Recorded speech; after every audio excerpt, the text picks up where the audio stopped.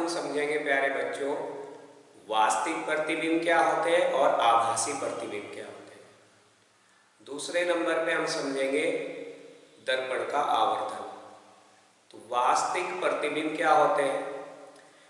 जब परावर्तित किरणें आपस में वास्तविक रूप में किसी बिंदु पर प्रतिच्छेद होती है तो वहां बनता है वास्तविक प्रतिबिंब। और जब परावर्तित किरणें किसी बिंदु पर मिलती हुई प्रतीत होती है तो वहां बनता है आभासी प्रतिबिंब। ठीक है, एक तो अंतर ये हो गया। दूसरा अंतर, वास्तविक प्रतिबिंब सदैव उल्टे बनते हैं। कैसे बनते हैं? उल्टे। जबकि आभासी या काल्पनिक प्रतिबिंब सदैव सीधे बनते हैं। तीसरा अंतर, वास्तविक प्रतिबिंबों को पर्दे पर प्राप्त किया जा सकता है, आभासी प्रतिबिंबों को पर्दे पर प्राप्त नहीं किया जा सकता। तो एक तो ये अंतर हो गया, समझे नहीं? तो अगर हम बात करें वास्तविक प्रतिबिंब की, वास्तविक प्रतिबिंब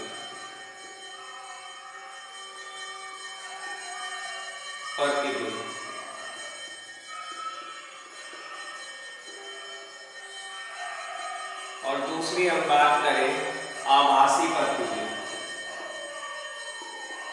आभासी प्रतिबिंब। वास्तविक प्रतिबिंब सदैव उल्टे बनते हैं, सदैव उल्टे यानी कि नीचे की तरफ होता है। ठीक है, उल्टे बनते हैं।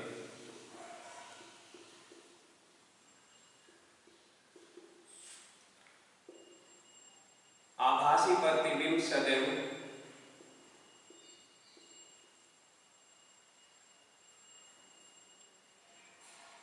सीधे बनते हैं।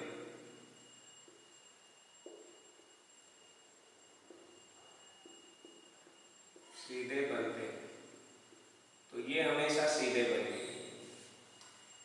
दूसरी इंपॉर्टेंट बात, जो वास्तविक प्रतिबिंब है उन्हें पर्दे पर प्राप्त किया जा सकता है। वास्तविक प्रतिबिंब को पर्दे पर प्राप्त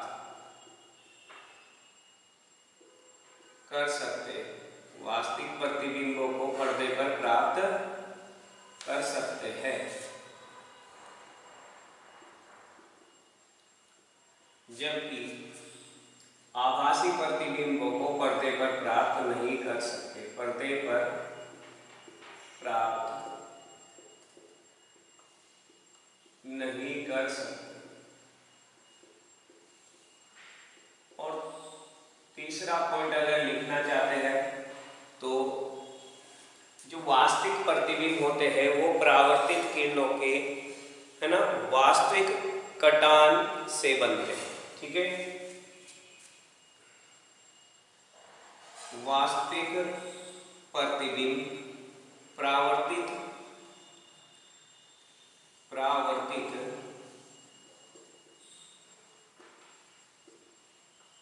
किरणों के परस्पर वास्तविक रूप से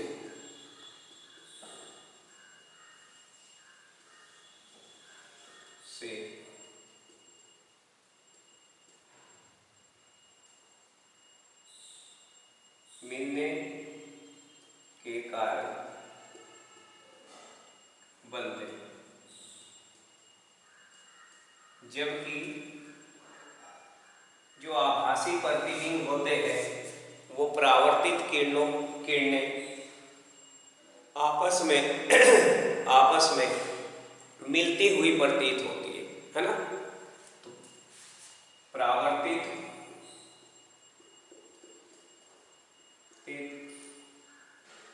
किरणों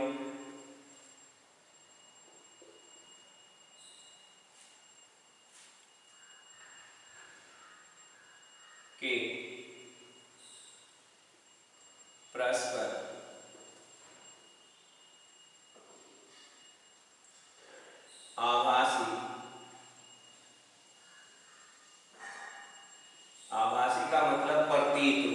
ना, प्रतीत रूप से मिलने के कारण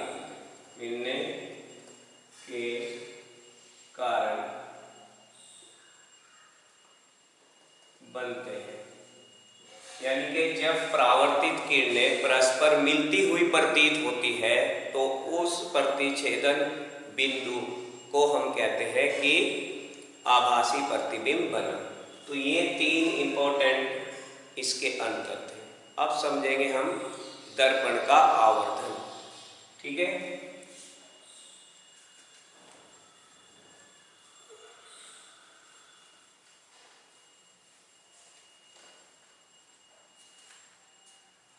देखो बच्चों, दर्पण का आवर्धन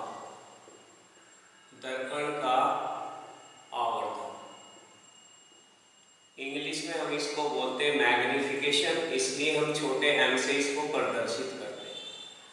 आवर्धन का मतलब है कि दर्पण द्वारा जो वस्तु का प्रतिबिंब बना है वो कितना बड़ा बना है या कितना छोटा बना है, इस बात की हमें तुलना करनी है ना। उसी को हम कहते हैं दर्पण का आवर्धन, है ना। दर्पण द्वारा बना प्रतिबिंब बड़ा बना या छोटा बना, ठीक है, वस्तु के आकार से, है ना, उन दोनों के आकारों की तुलना करना क्या कहलाता है, दर्पण का आवर्धन। तो परिभाषित कैसे करते हैं सुनो। m बराबर प्रतिबिंब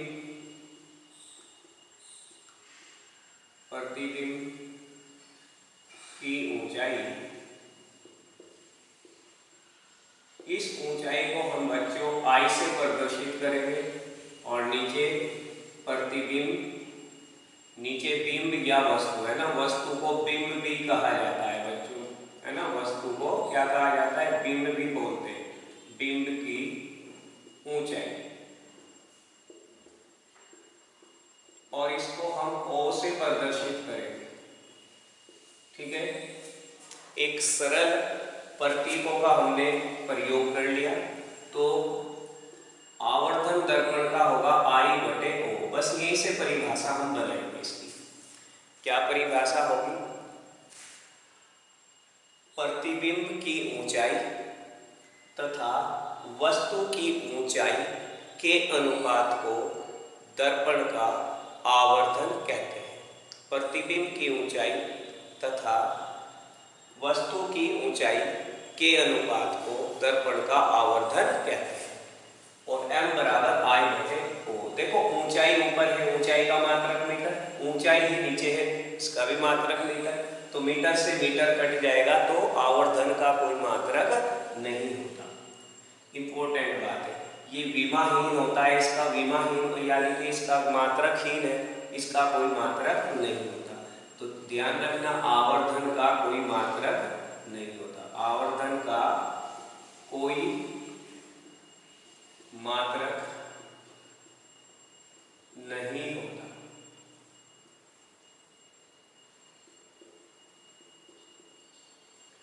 और बच्चों हम ये प्रूफ कर सकते हैं कि जो दूसरी इंपॉर्टेंट बात है कि जो प्रतिबिंब की ऊंचाई और वस्तु की ऊंचाई होती है ना, प्रतिबिंब की ऊंचाई और वस्तु की ऊंचाई का जो अनुपात होता है वो किसके बराबर होता है, -v/u। अब बच्चों ये माइनस इंपॉर्टेंट है ना, ये एक सूत्र है, जब न्यूमेरिकल करेंगे हम इसको भली बात समझ लेंगे। ठीक है, अच्छे प्रकार से समझेंगे। तो v क्या है ये समझना है।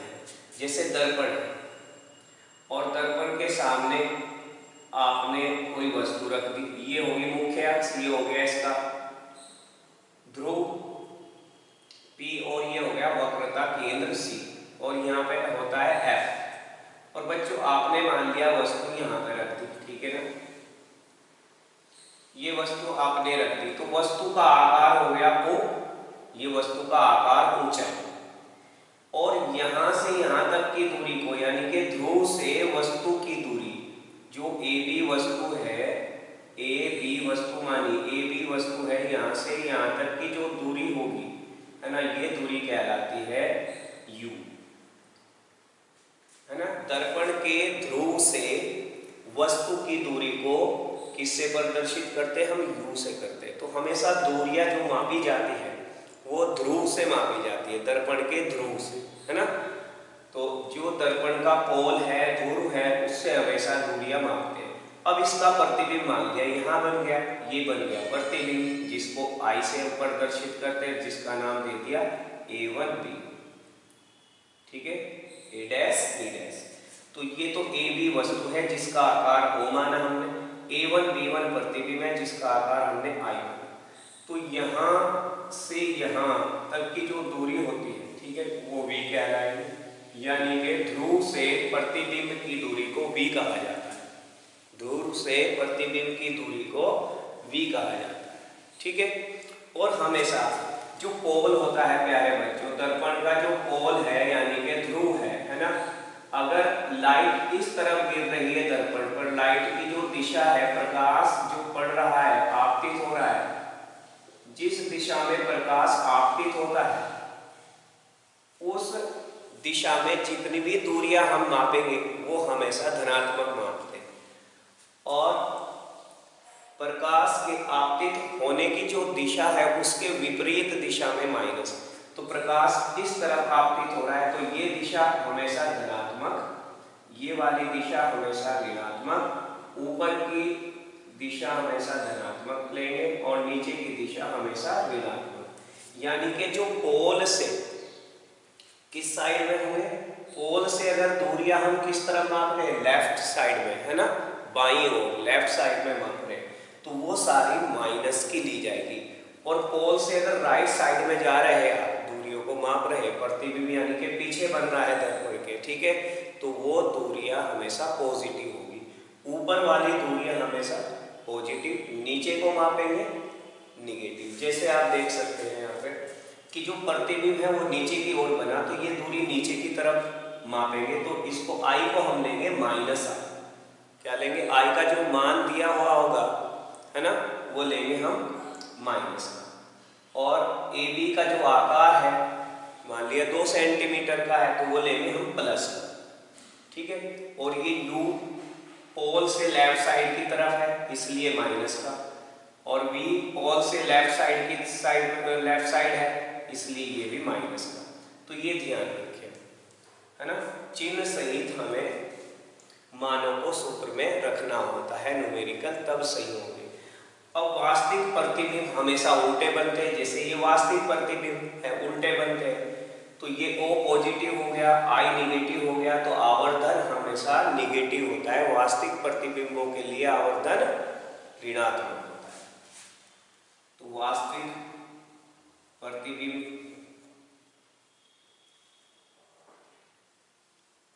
के लिए जो M का मान होगा वो बच्चों क्या होगा? ऋणात्मक होगा, ऋणात्मक। और आभासी या काल्पनिक प्रतिबिंब के लिए, आभासी प्रतिबिंब के लिए जो M का मान होगा वो होगा बच्चों धनात्मक। कैसा होगा? धनात्मक, ठीक है। तो 2 इंपॉर्टेंट पॉइंट आज हमने बताए, एक वास्तविक प्रतिबिंब तथा आभासी प्रतिबिंब में क्या अंतर होता है, दूसरा हमने ये समझाया कि दर्पण का आवर्धन क्या होता है, ठीक है। तो ये बातें ध्यान रखें। अगर वस्तु की ऊंचाई और प्रतिबिंब की ऊंचाई बराबर हो तो आवर्धन 1 प्राप्त हो जाएगा। कितना? तब आवर्धन मिलेगा 1, ठीक है। तो हमेशा अगर दिया हुआ है किसी भी दर्पण में कि किसी दर्पण द्वारा आवर्धन कितना है, प्लस का 1 है, तो प्लस का 1 का मतलब क्या है? प्रतिबिंब की ऊंचाई वस्तु की ऊंचाई के बराबर है। दूसरी बात, अगर आवर्धन प्लस का है तो जो प्रतिबिंब है वो आभासी है, वो आभासी है। आभासी प्रतिबिंब क्यों आभासी है? क्योंकि आभासी प्रतिबिंब सीधे बनते हैं, ठीक है ये। और अगर M का मान -1 दिया हुआ है, इसका मतलब क्या है कि आपका वस्तु की ऊंचाई तथा प्रतिबिंब की ऊंचाई तो बराबर है ही, लेकिन प्रतिबिंब कैसा है? वास्तविक है, क्योंकि वास्तविक प्रतिबिंब उल्टे बनते हैं, उल्टे प्रतिबिंब के लिए हम माइनस लेते हैं, ठीक है। ठीक है, सीधे प्रतिबिंब के लिए हम प्लस लेते हैं। ठीक है, थैंक यू, इसको तैयार करो।